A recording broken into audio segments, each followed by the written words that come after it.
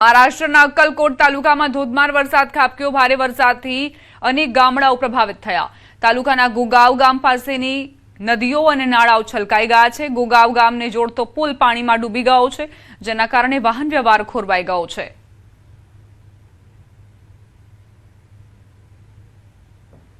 મહારાષ્ટ્રના બીડ જિલ્લાની વાત કરીએ હવે, જ્યાં ભારે વરસાદના કારણે નદીઓ અને નાળાઓમાં પૂર જેવી સ્થિતિનું નિર્માણ થયું છે। બીડના ધારૂર તાલુકામાં સરસ્વતી નદી બે કાંઠે વહી રહી છે। નાળાઓમાં પાણીની સપાટીમાં વધારો થયો છે। ગઈકાલે પડેલા ભારે વરસાદના કારણે ધારૂર તાલુકામાં સરસ્વતી નદીના પાણી કાંઠાની બહાર વહેવા લાગ્યા હતા, જેને જોવા માટે મોટી સંખ્યામાં લોકો અને ખેડૂતો નદી કિનારે ઉમટી પડ્યા હતા। બીડ તાલુકામાં અંબેસાવલી નદીમાં પણ પૂર જેવી સ્થિતિનું નિર્માણ થયું છે।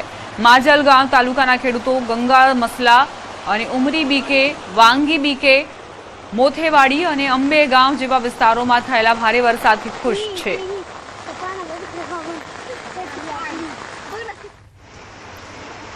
તો કઈ રીતે બીડમાં અનરાધાર વરસાદ ખાબક્યો છે તેના દ્રશ્યો પણ સામે આવ્યા છે। જિલ્લામાં અનેક ગ્રામ્ય વિસ્તારો પ્રભાવિત થયા છે।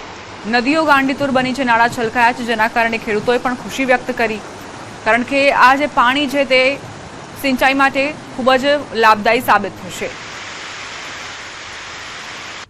મહારાષ્ટ્રના જલગામના રાવેર શહેરમાં મેઘરાજાએ સટાસટી બોલાવી છે। જનજીવન અસ્તવ્યસ્ત થઈ ગયું છે। ઘણા વિસ્તારોમાં ગટરો જામ થવાથી વરસાદનું પાણી રસ્તાઓ પર વહેવા લાગ્યું, જ્યારે નાગઝીરી નદીમાં ફરીથી પૂર આવી ગયું, જેનાથી નદી કિનારે રહેતા લોકોમાં ગભરાટનો માહોલ અને અફરાતફરી મચી ગઈ। કેટલાક વિસ્તારોમાં ઘરોમાં પાણી ઘૂસી જવાથી લોકોને મોટું નુકસાન ભોગવવું પડ્યું। શિવાજી ચોકના રહેવાસી બાપુ મહાજનને ભારે મુશ્કેલીનો સામનો કરવો પડ્યો, કારણ કે તેમના ઘરમાં પાણી ભરાઈ ગયું હતું। તેમણે વહીવટીતંત્ર પાસે માંગ કરી છે કે તેઓ તાત્કાલિક આ સમસ્યાનો ઉકેલ લાવે અને કાયમી ઉપાય લાગુ કરે। આ ઉપરાંત ભગવતીનગર વિસ્તારમાં એક નાળિયેરના ઝાડ પર વીજળી પડી। સદભાગે કોઈ જાનહાનિના સમાચાર નથી। પરાચા ગણપતિ વિસ્તારમાં ભારે જળબંબાકારના કારણે વાહન વ્યવહાર પણ ખોરવાયો, જેનાથી નાગરિકોને ભારે હાલાકીનો સામનો કરવો પડ્યો।